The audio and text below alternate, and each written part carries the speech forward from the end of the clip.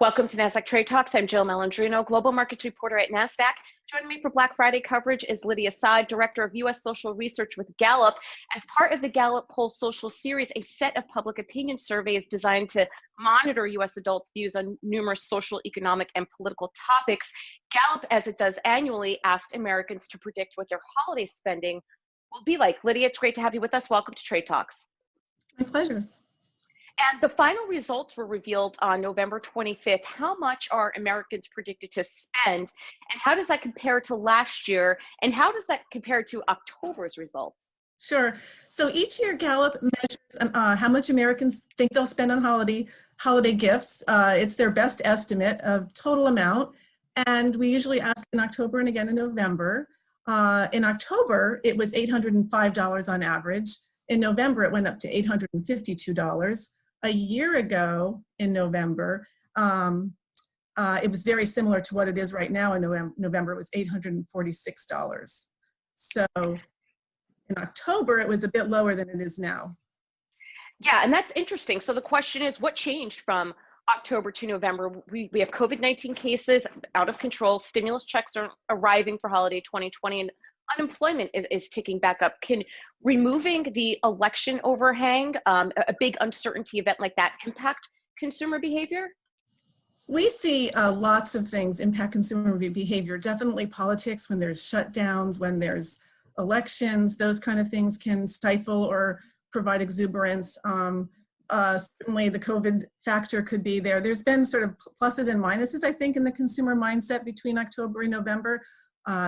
Certainly the passing of the election is maybe relieves some uncertainty, although interestingly, we didn't see any change in Republicans and Democrats' answers to how much they'll spend on Christmas. So that doesn't seem to be a huge factor. I think the biggest factor might be the Pfizer announcement coming just at the beginning of our field period offered some hope to COVID, even amidst rising cases. So mixed signals. Yeah. Do the results vary by income level in the context of spending the same, more or less? Oh, sure. So our upper income group of 100,000 or more are spending almost $1,300 a year on gifts, which they're saying this year, and that's very typical. Get into middle income group, 40 to 90,000, that's more like $900. And then for our lower income group, those making less than 40,000, it's in the $500 to $600 range. Do you typically see a change in consumer behavior from October to November and through the end of holiday? We do. Interestingly, usually people get cold feet about spending between October and November for whatever reason. In 13 or 14 cases out of the 15 or so that we've asked this question both months, it's declined.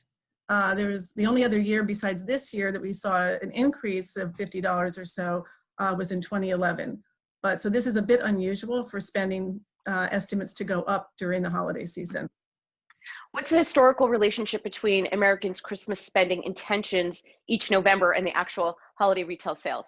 Yeah, that's a great question, because people often get confused. We'll say, okay, people's dollar estimates stayed the same, but we expect spending to increase. And as I'm sure your viewers understand, retail spending almost always increases year over year. And the way holiday retail sales are evaluated is looking at overall retail sales, usually excluding autos and gas, for the months of November and December on average.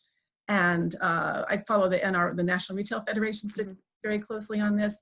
So they've seen over the past 2 decades an average of about 3.5% spending increase on holiday season over that period of time, with it being as high as 8% increase in a year like 1999, the boom economic years, to actually negative growth during the 2008-2009 financial disruption period.